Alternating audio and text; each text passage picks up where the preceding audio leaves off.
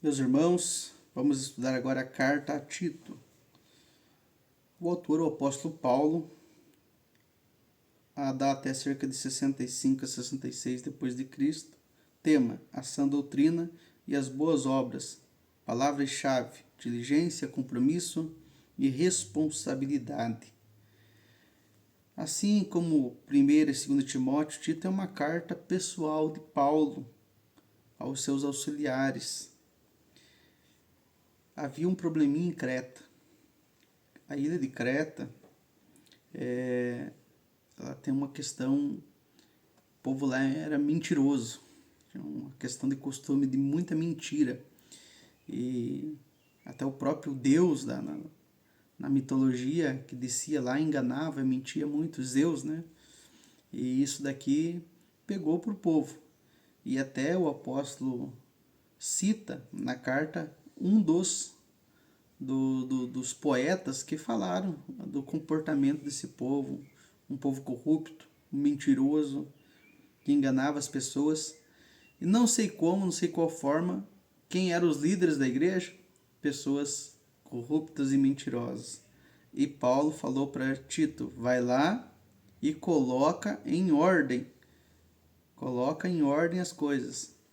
Veja que autoridade pastoral. E nós vemos que há um relacionamento muito grande de Tito nas epístolas de Paulo. Tito, Epafrodito, Lucas e Silas e Timóteo são pessoas que sempre estão relacionadas às viagens de Paulo, ao companheirismo, a elogios e outros mais na Bíblia, mas nós estamos citando esses como exemplo. E era um grande cooperador de Paulo. E Paulo colocou ele como um cooperador naquela ilha. Paulo e Tito trabalharam juntos por um breve período na ilha de Creta, no sudoeste da Ásia Menor, no mar Mediterrâneo, no período entre a primeira e a segunda prisão de Paulo em Roma. Paulo deixou Tito em Creta cuidando da igreja, para ser o pastor. Algum tempo depois, Paulo escreveu esta carta a Tito, incumbindo-o de completar a tarefa em Creta, que os dois haviam começado juntos. É provável que Paulo tivesse mandado a carta pelas mãos de Zenas e Apolo, que passaram por Creta em viagem. Paulo, nessa carta, informa sobre seus planos para enviar Artemas ou Tíquico para substituir Tito dentro de em breve. Nessa ocasião, Tito devia encontrar-se com Paulo em Nicápolis, ou seja, na Grécia, onde o apóstolo planejava passar o inverno. Sabemos que isso aconteceu, já que na ocasião posterior Paulo designara Tito para a Dalmácia, no litoral oriental do mar Adriático.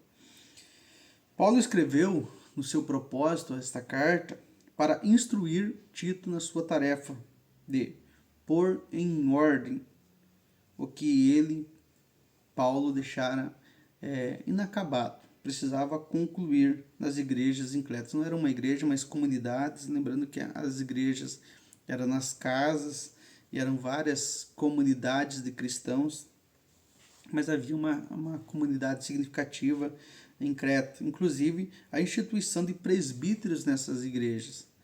Aqueles líderes que estavam dando problema deveriam ser substituídos e ser colocados presbíteros nessa igreja para cuidar, ajudar as igrejas a crescerem na fé e a silenciar falsos mestres.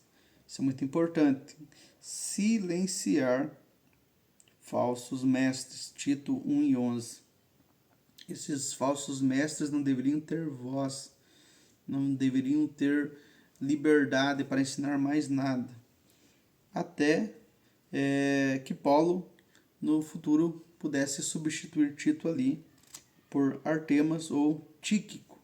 Isso está em Tito 3 e 12. A visão panorâmica dessa epístola, Paulo examina 4 assuntos principais. O primeiro, ensinar Tito a respeito do caráter e das qualificações espirituais necessárias a todos que são separados para o ministério na igreja.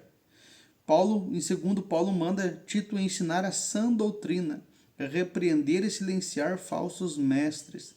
Em terceiro, Paulo descreve para Tito o devido papel dos anciãos, das mulheres idosas, das mulheres jovens, dos homens jovens e dos servos. E finalmente Paulo enfatiza que as boas obras e uma vida de retidão são o devido fruto da fé genuína. As características especiais. 2 breves resumos da verdadeira natureza da salvação em Jesus Cristo. A igreja e seu ministério devem estar edificados sobre firmes alicerces espirituais, teológicos e éticos.